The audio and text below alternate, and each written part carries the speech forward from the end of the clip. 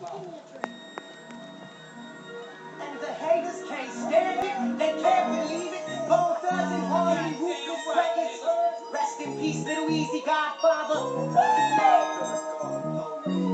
Godfather through Orton, heaven down. Hey guys, what's up? Yeah, it's been a while. Anyway, hope you guys are alright. Listen, I'm here to talk about the fight, the Groves and Froch fight. You know, very interesting fight. You know, I don't know how many of you guys watched the first fight, but I happened to watch that fight, the first one. It was a very nice fight.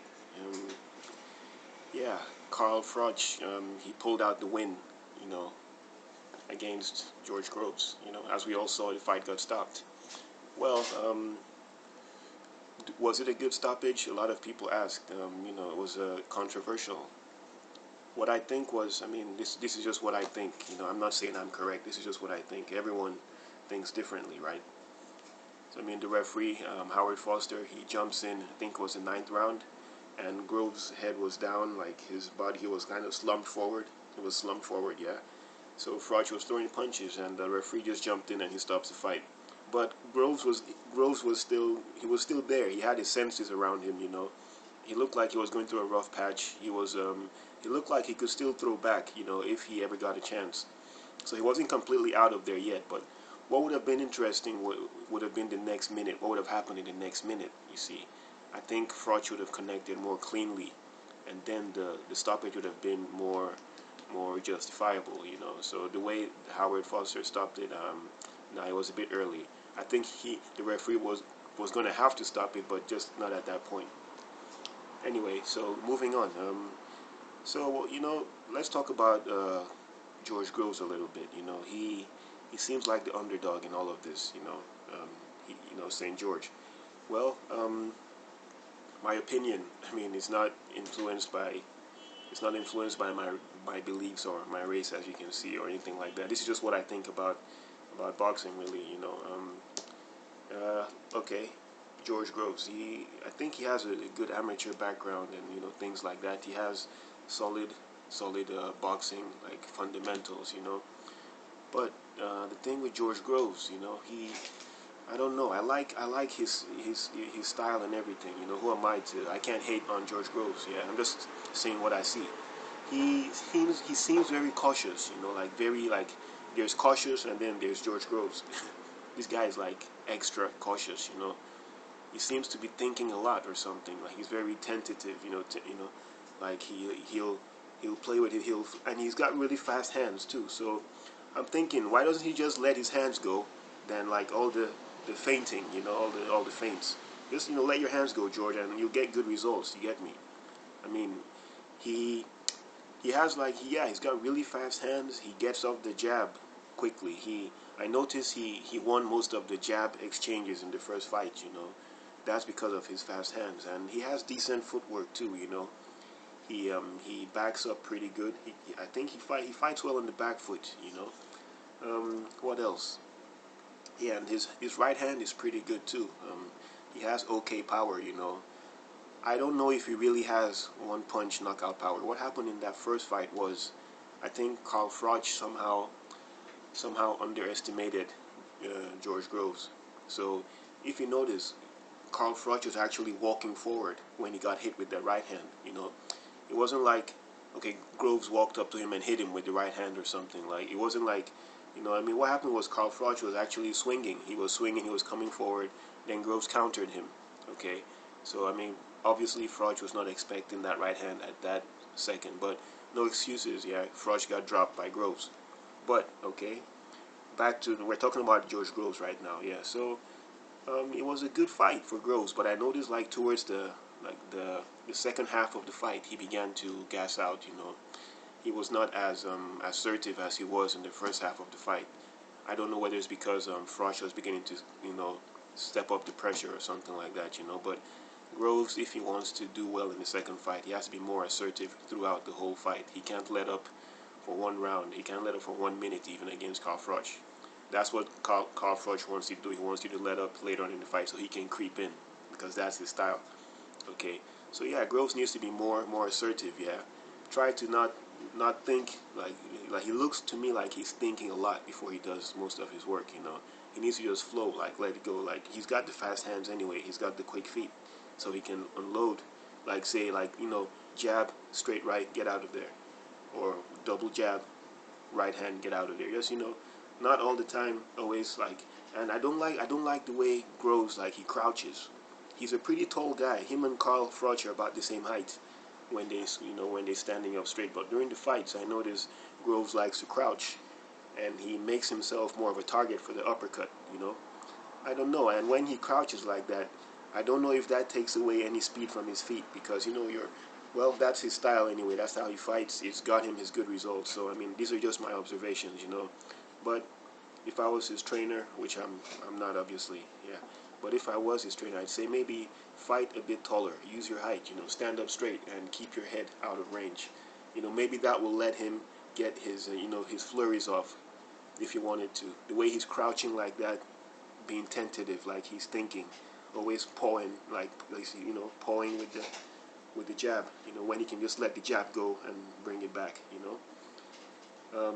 Okay, he has good chances in the fight. The second fight, he has pretty good chances. Just be more assertive.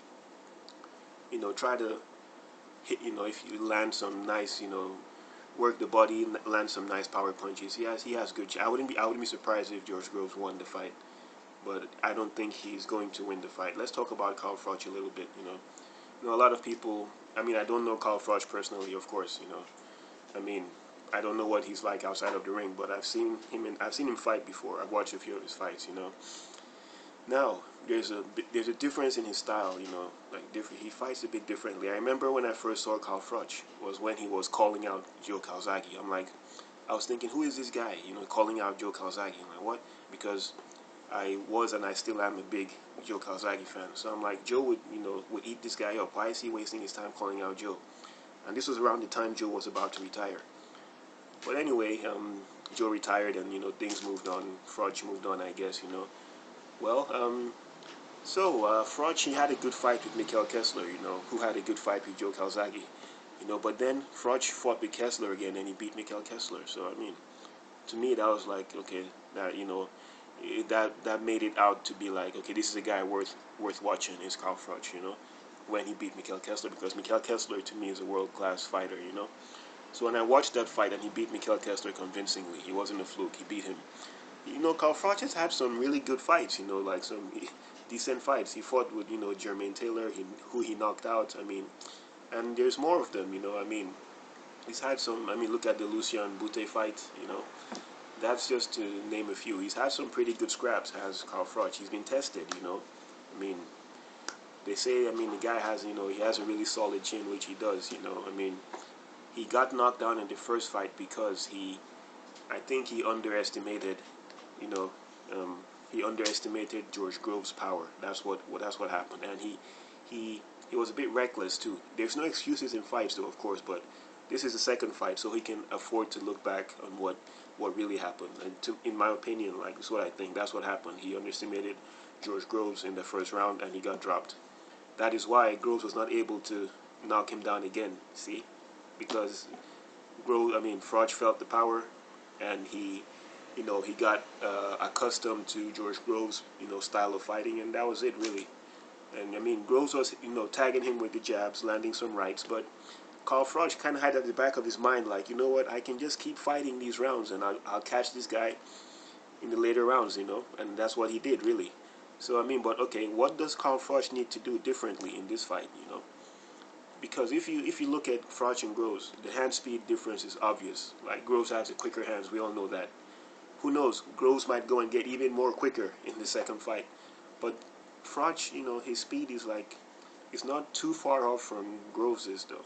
I mean, Froch has quick hands too, but when you compare them to Groves's hands, they're not as quick, but they're quite quick, And the way he has his left hand down by his body, he can flick his jab from different angles, and you don't know where to expect it from. If you watch the fight he had with Mikkel Kessler, yeah, he was controlling most of the fight. The second fight with Mikkel Kessler, he was controlling like the early rounds with his jab alone, And Mikkel, mind you, has faster hands he had faster hands than Carl Froch did, but Froch somehow was able to control the fight with his jab.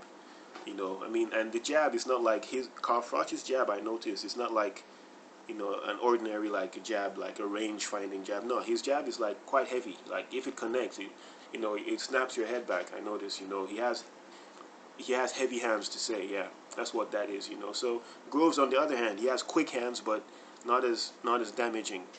But Froch has a bit. His hands are a bit slower, but when they connect, they do damage. So if Froch can kind of work on his speed a bit, you know, try and control the fight with his jab, you know, and it's all he has. That's one thing he could do to make sure he wins the second fight. The footwork. Well, he has decent footwork, you know. In the first fight, I think Froch was the one holding the center most of the time. Groves, to me, I think Groves fought mostly on the back foot. Yeah. So I mean, Froch does exactly. Froch, he retreats in straight lines. I noticed, you know. Yeah. So that means if you walked up on him, he'd just retreat back in a straight line, and you can still let your hands go. You know. So Froch needs to like work on his, you know, lateral movement. Yeah. Don't back up in a straight line, but back to the, you know, back up to the sides, and you know, use the side movement, not just back in a straight line. It would help him a lot against George Groves. But I mean, there's the age factor. Groves is younger than Carl Froch. In my opinion, all that does is just it gives Froch more experience over George Groves, because Froch has it at the back of his mind. Look, I've been in deep water before. Okay, I've been when everybody said I was going to lose and I still won anyway. So I mean, people can say what they want about Carl Froch, but he's been tested, he's been proven with time, and he's still there. You don't know what's going to happen to George Groves 5 years from now, you know, but Carl Froch has been there. He's, you know, and he's still there, right? So he's a tested fighter. He's the proven fighter. George Groves is as yet to prove himself, you know. I think Carl Froch wins this fight. That's my prediction. I could be wrong.